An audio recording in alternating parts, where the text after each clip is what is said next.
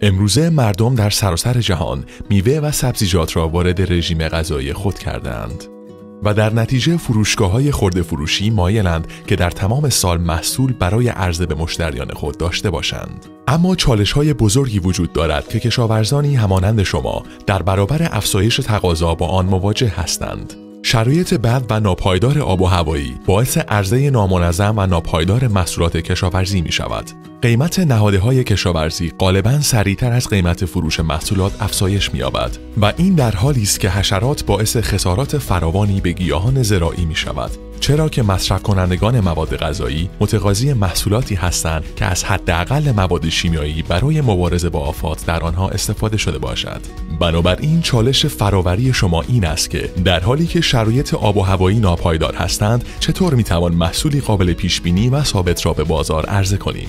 برای بیش از 35 سال ما در حال تحقیق برای یافتن راه حلی برای این مشکل بوده ایم که منجر به معرفی سیستم سقف‌های قابل جمع شدن شد که محیط رشد بسیار پایدارتری را برای کشاورزان در شرایط آب و هوایی گرم و داغ فراهم می‌آورد. در زمانی که دما ایدئال است، سقف گلخانه به صورت خودکار باز می شود و به هوای طبیعی بیرون اجازه می دهد که به درون گلخانه وارد شود. در زمانی که سرما، باران یا تگرگ می بارد، سقف گلخانه به صورت خودکار بسته می شود تا گیاهان را در برابر آنها محافظت کند. و در زمانی که دمای هوا در تابستان بسیار گرم می شود، سقف گلخانه به میزان 80% بسته می شود تا گیاهان را در برابر نور مستقیم آفتاب در امان نگه دارد و نیز تهویه هوا برای خنک کردن گلخانه انجام پذیرد. این سیستم بسیار کارآمد است، چرا که فقط به 1 یا 2 کیلووات ساعت برق در روز در هر هکتار نیاز خواهد داشت و نیاز به آب برای خنک کردن هوا زمانی که دما به بالای 35 درجه سانتیگراد برود کاهش می‌یابد. ثابت شده است که گلخانه‌های کریبو می‌توانند در برابر تگرگ و طوفان‌های بزرگ موسمی و گردباد مقاومت کنند.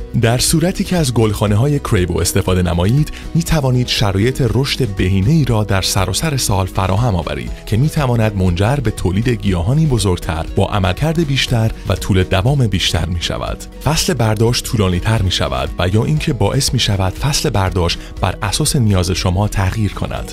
ما با همدیگر به عنوان شریک شما یک سیستم تولید کاملا نوین و خلاقانه ای را تولید خواهیم کرد تا مطابق با فرصت‌های بازار و چالش‌های شرایط اقلیم محل تولید محصولات زراعی شما باشد و این در حالی است که سرمایه‌گذاری شما طی 3 تا 5 سال برگشت داده می شود. به ما ملحق شوید، زیرا که ما راه خودمان را برای ایجاد سیستم‌های تولید جدید برای آینده ادامه خواهیم داد. ما شرایط طبیعی و روش‌های حفاظت از گیاه را با همدیگر تلفیق می‌کنیم تا شرایط محیطی بهتری را برای رشد گیاهان فراهم آوریم.